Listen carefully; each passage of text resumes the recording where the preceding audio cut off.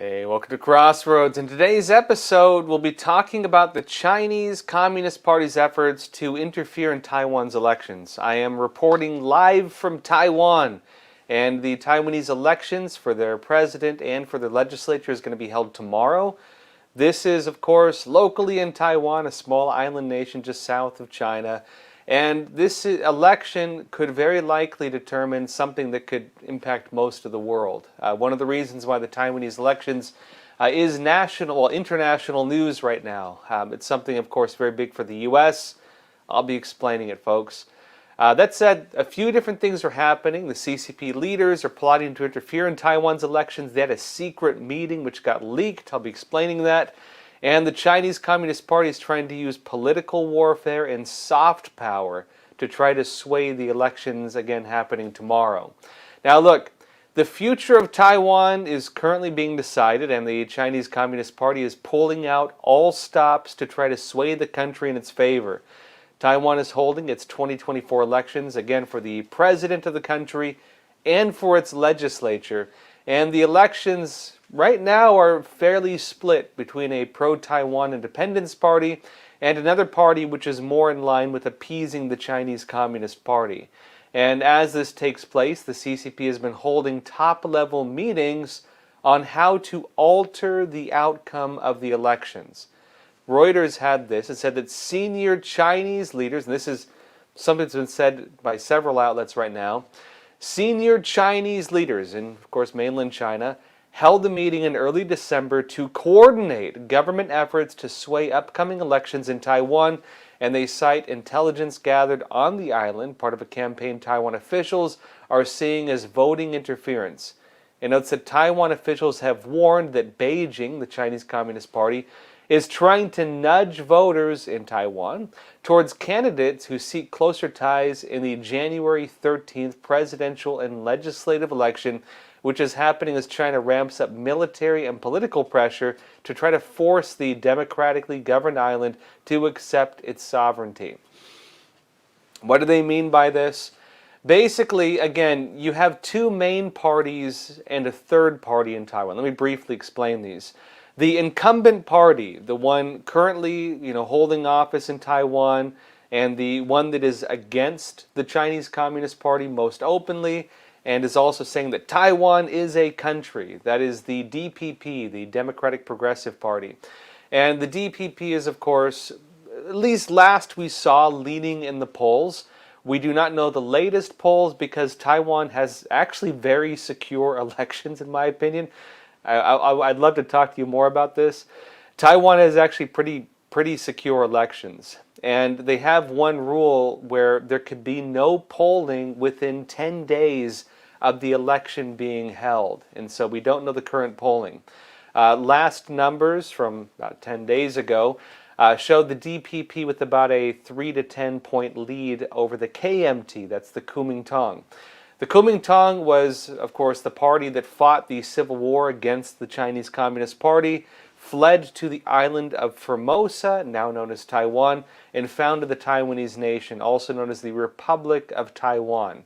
And, of course, it used to be called Free China, and China under the Chinese Communist Party was called, Communist China.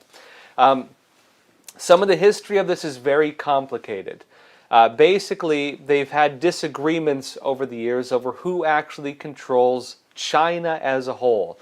The Chinese Communist Party, of course, says that the CCP controls all of China, and they include, of course, Taiwan in that. The Taiwanese government, up until, maybe like the 80s, essentially, used to say that they were the official government of China, including mainland China. And so there's a one China policy, essentially, on this, with the key agreement that, hey, there's one China, and the disagreement on who actually controls China. Is it Taiwan, or is it the Chinese Communist Party? The old policy of the Taiwanese government is that they wanted to conquer China just as much as the CCP wanted to conquer Taiwan. That changed, and the current system has gone from, of course, Taiwan wanting to recapture China and continue their civil war to saying we are an independent country. We do not recognize, of course, the CCP's claims over Taiwan, and they just want to live their lives. Taiwan has become the 9th largest trading partner of the United States. It's also one of the main manufacturers, behind the sensitive chips the CCP wants to get. It's a fairly high-tech economy, and Taiwan has become its own country with its own identity, the Taiwanese identity, that no longer has this agenda to try to capture, finish the Civil War and recapture China. It used to be the U.S. stance that Taiwan was recognized as the official government of China. That changed under Jimmy Carter, and it's kind of complicated. Jimmy Carter, former president of the United States, bypassed Congress to get rid of America's policy of defending Taiwan.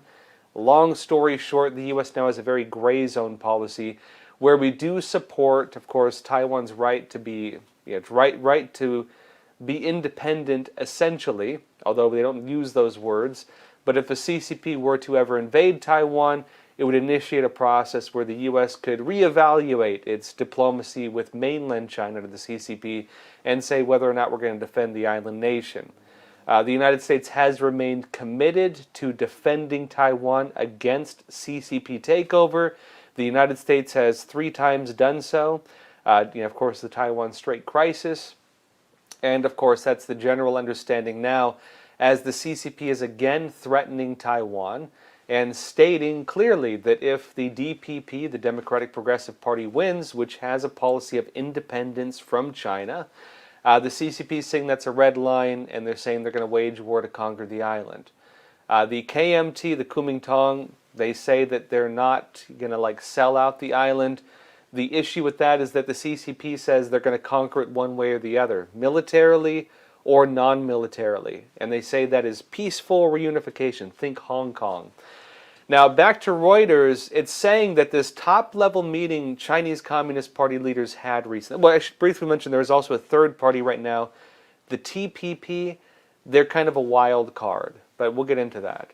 Now, back to what's happening right now in terms of the CCP's secret meetings on how they're going to interfere with the Taiwanese elections and try to use this as a way to conquer Taiwan.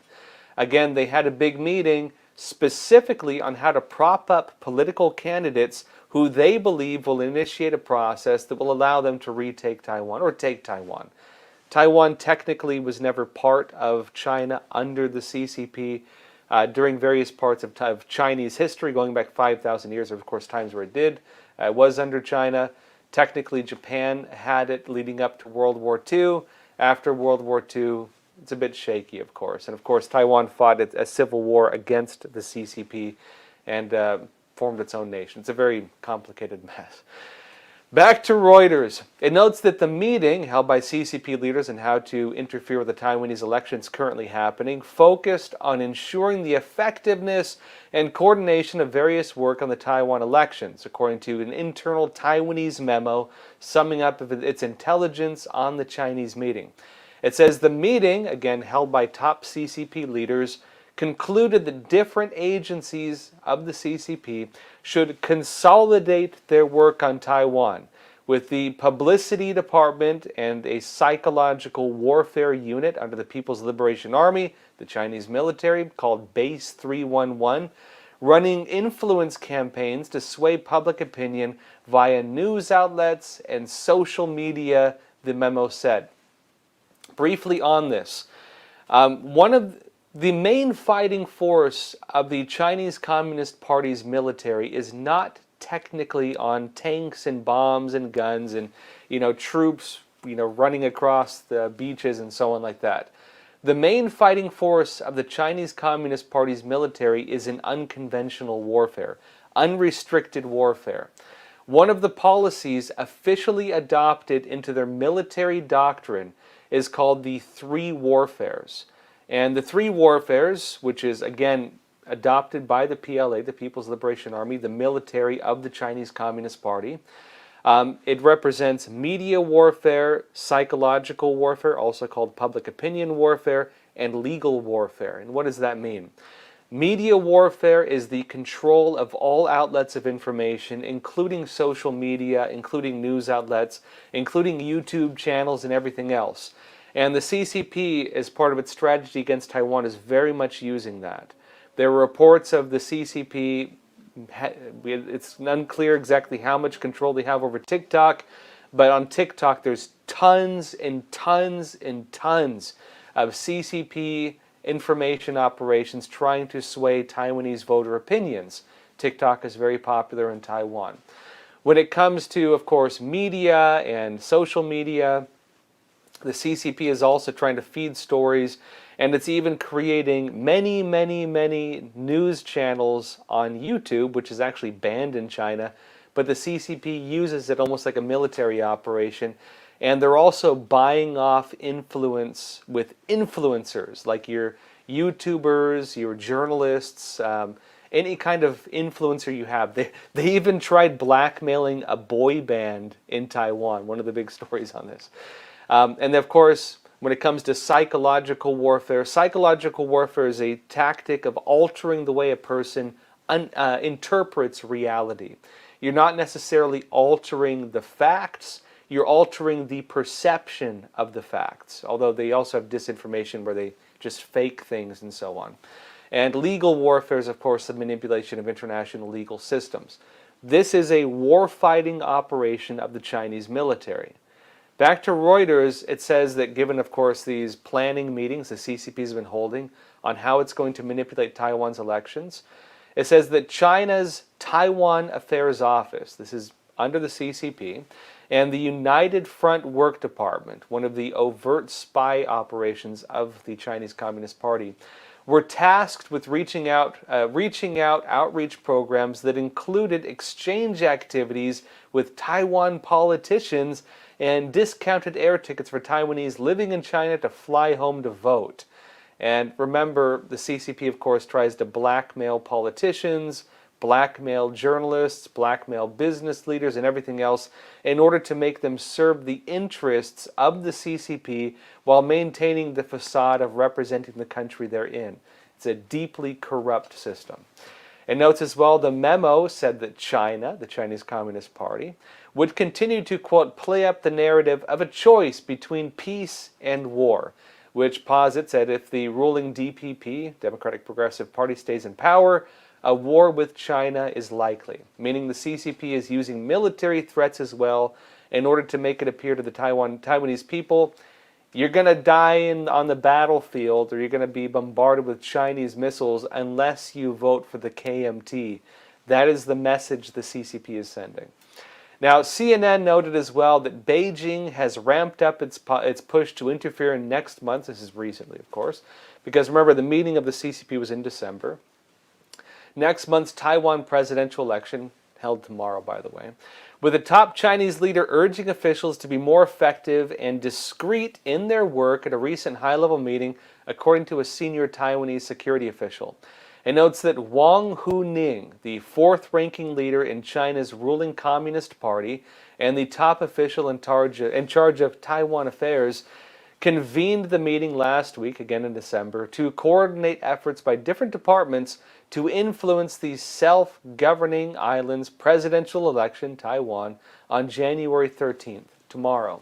The official told a selected group of reporters, including CNN, on Thursday, citing information gathered by the Taiwanese intelligence community. It notes that Wang, this top-level CCP leader, fourth guy in the CCP, a longtime advisor to Chinese leader Xi Jinping, was put in charge of Taiwan affairs earlier this year after being appointed the deputy head of the Central Leading Group for Taiwan Affairs, a decision-making body chaired by Xi Jinping himself, the grand dictator of the Chinese Communist Party.